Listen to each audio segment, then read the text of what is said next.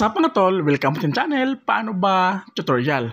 So mga tol, alam nyo ba na pwede pong makonvert yung ating mga GGives balance into cash or into GCash.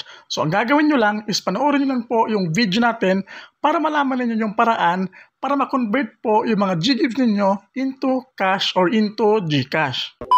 So mga tol, para sa mga bago pa lang, saan nga ba makikita yung GGives? Dito po yan sa Borrow mga tol.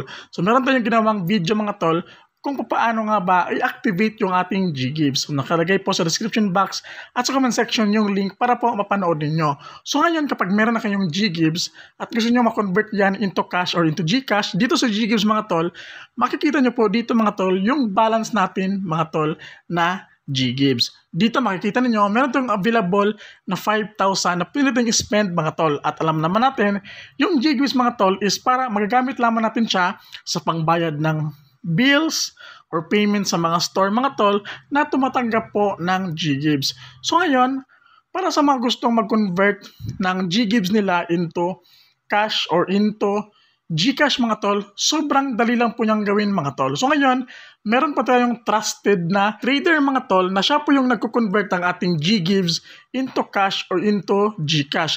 So ang gagawin nyo lang mga tol is i-message nyo lang siya mga tol. Ayan, nakalagay po sa description box at sa comment section yung link na kanyang Facebook account mga tol para po makapag-message kayo sa kanya para ma-convert po yung mga GGives balance ninyo into cash or into GCash.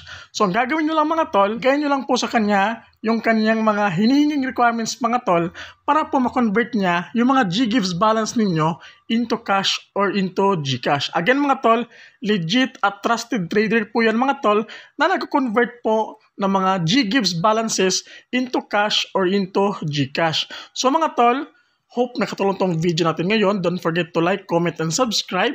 God bless po sa ating lahat.